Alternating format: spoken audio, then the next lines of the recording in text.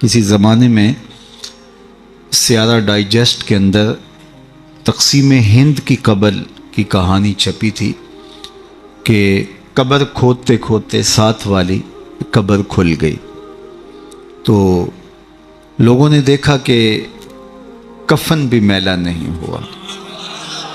شوق اور جستجو کی چنگاریاں مزید روشن ہوئیں اور ایک اینٹ گری تھی تو دوسری اینٹ خود نکال دی، تو دیکھا کہ اندر تازہ گلاب کھلے ہوئے ہیں۔ خیر قبر کو بند کیا اور جستجو پیدا ہوئی کہ ہم دیکھیں یہ شخص تھا کون اور اس کی نیکی معلوم کریں تاکہ ہم بھی اس صالحیت کے ماحول میں اپنے آپ کو ڈھال کر کے یہ سعادت پا سکیں۔ تو خیر تلاش کرتے ہوئے اس کی بیوہ مل گئی جو بہت بوڑھی ہو چکی تھی، تو لوگ اس کے پاس گئے کہ تیرے شوہر کی قبر یوں کھل گئی اور ہم نے یہ منظر دیکھا، تو تم بتا سکتی ہو کہ وہ کون سا نیک عمل کرتا تھا؟ تو اس نے ذہن پہ زور دیا، کہا میرا شوہر ایک سادہ سا شخص تھا اور پڑھا لکھا بھی نہیں تھا،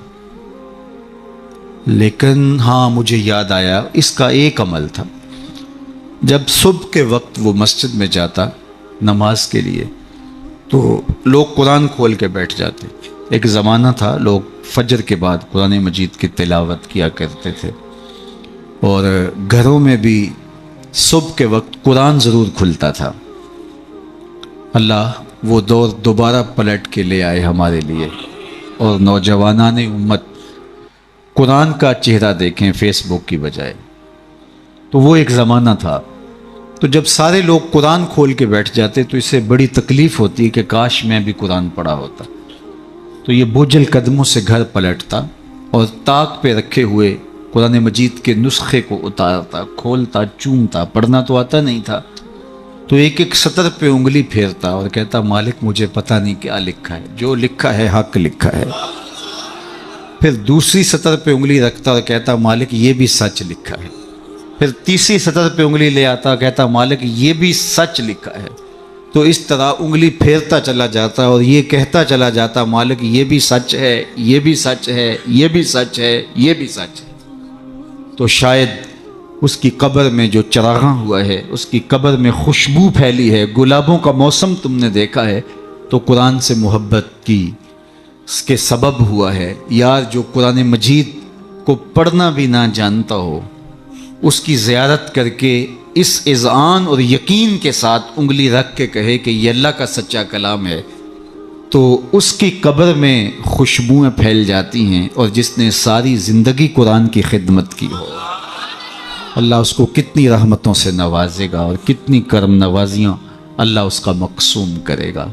ابھی حضرت کی عمر کے حوالے سے بات ہو رہی تھی، تو مجھے امام ابو نعیم الاصفہانی سے ایک روایت جو انہوں نے حلیہ میں بیان کی کہ جو شخص 70 سال کی عمر میں انتقال کرتا ہے، اللہ اس کے بڑھاپے کا حیا کرتے بغیر حساب کے جنت عطا کرتا ہے، اور جو 80 سال کی عمر میں انتقال کرتا ہے اللہ اسے حق شفاعت بھی عطا کرتا ہے، اپنے خاندان کے کتنے لوگوں کی سفارش کر کے انہیں جنت میں لے جائے گا۔ اس لیے ہمارے دین میں بوڑھوں کی عمر کی کثرت کی وجہ سے تکریم کرنے کی تلقین کی گئی ہے، اور ہمارے صوفیہ فرماتے ہیں کہ بڑے کی تعظیم اس لیے کرو کہ اس کی نیکیاں زیادہ ہیں، اور چھوٹے کو اس نظر سے دیکھو کہ اس کے گناہ کم ہیں۔ جب ہم یہ دیکھنا شروع کر دیں گے اور اس طرح سے سوچنا شروع کر دیں گے تو پھر ہمیں کسی شخص میں پاپ اور عیب دکھائی نہیں دیں گے۔ ہمارا مطمع نظر، ہمارا انداز نگاہ یہ ہے کہ ہم دوسروں کی طرف عیب کی نسبت کرتے ہیں اور سمجھتے ہیں کہ ہم دودھ کے دھلے ہوئے ہیں، جبکہ کسی کی طرف انگلی اٹھانے سے قبل یہ سوچنا چاہیے کہ باقی ساری انگلیاں اپنی طرف اٹھ رہی ہیں۔ تو اپنے آپ کو ستھرا بتانے کی بجائے لوگوں کو اس نظر سے دیکھو کہ وہ پاک ہیں، اور اللہ تعالیٰ نے بالخصوص جو میں نے عرض کیا یہ بات ضمناً آ گئی کہ بڑھاپے کا حیا کیا ہے۔ حضرت بایزید بسطامی کی 72 سال کی عمر میں ان کا وصال ہوا، تو جب قبر میں گئے تو بعد میں کسی کو خواب میں ملے تو اس نے کہا کہ سناؤ کیا ماجرا ہوا؟ کہا میرے مالک نے مجھے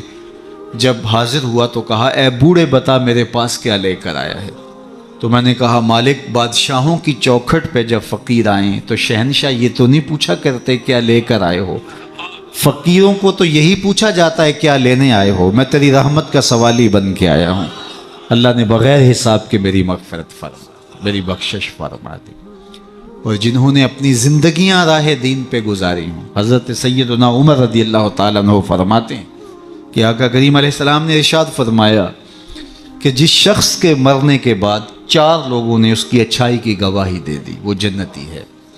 4 لوگوں نے کہا یہ بہت اچھا شخص تھا۔ تو حضرت عمر کہتے ہیں میں نے عرض کی یا رسول اللہ صلی اللہ علیہ وسلم اگر کسی کے پاس 4 گواہ نہ ہوں 3 گواہ ہوں تو آقا کریم نے فرمایا وہ بھی جنتی ہے۔ حضرت عمر فرماتے ہیں کہ میں نے عرض کی یا رسول اللہ صلی اللہ علیہ وسلم اگر کسی کے پاس 3 گواہ بھی نہ ہو 2 گواہ ہوں تو آقا کریم نے اس کے لیے بھی یہی بشارت دی۔ حضرت عمر فرمایا کرتے تھے ایک کے بارے میں نے پوچھا نہیں حضور نے بتایا نہیں، تو جس کو 2 گواہ بھی مل گئے اچھائی کے کہ وہ صالح تھا وہ نیک تھا تو اس کے لیے جنت کے در کشادہ ہیں، اور جس کی نیکی کی، جس کے تقوی کی، جس کی خدمت قرآن کی زمانہ گواہی دے تو بتاؤ اللہ کتنی ناز برداریاں کرے گا۔ جانا تو سب نہیں ہے، یہاں کسی نے بیٹھ نہیں رہنا، 100 سال بھی جئیں گے تو یہاں سے رخصت ہونا پڑے گا۔ کج کلاہوں نے بھی شہنشاہوں نے بھی یہاں سے رخصت ہونا ہے، جن کا طوطی بولتا ہے، جن کے نقارے بجتے ہیں وہ بھی یہاں نہیں بیٹھ رہیں گے۔ موت ہے ہنگامہ آرا کل زمیں خاموش میں، ڈوب جاتے ہیں سفینے موج کی آغوش میں۔ یہاں بڑے بڑے پہلوان، بڑے بڑے کج کلا اور شہنشاہ باقی نہ رہے۔ کسی نے دیکھا مقدونیہ میں ایک بوڑھی عورت ایک قبر پہ بیٹھی ہے تو کہا کہ یہاں کیا کر رہی ہو؟ کہا یہاں میرا بیٹا سکندر دفن ہے۔ اس نے کہا کہ بڑھیا یہاں کئی سکندر آئے اور چلے گئے، تو یہ دنیا یہاں کسی نے نہیں بیٹھ رہنا، سب نے چلے جانا ہے، لیکن جانے کے انداز بھی نرالے ہوتے ہیں۔ ایک وہ ہوتے ہیں کہ جب جاتے ہیں تو لوگ کہتے ہیں خس کم جہاں پاک جان چھوٹی، اور بہت بات لوگ کریں گے اور مروتاً کچھ کہیں گے بھی تو بعض کہتے ہیں جی ساڑھے نال تے چنگائی سی، مطلب کیا ہے کہ وہ اچھا آدمی نہیں تھا،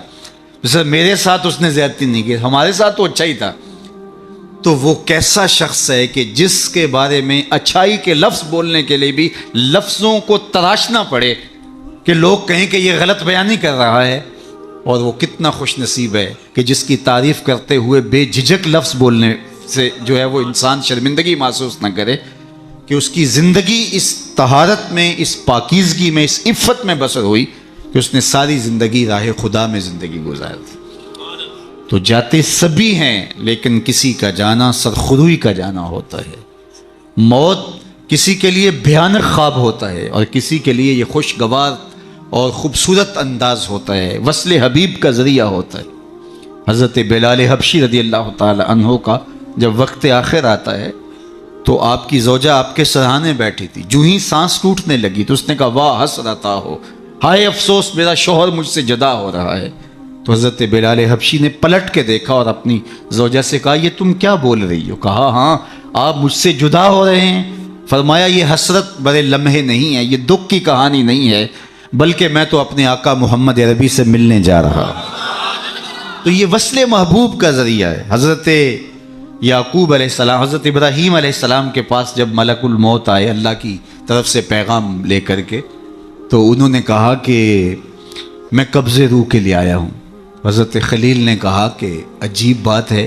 میرا رب مجھے اپنا خلیل بھی کہتا ہے۔ خلیل کہتے ہیں گوڑے یار کو،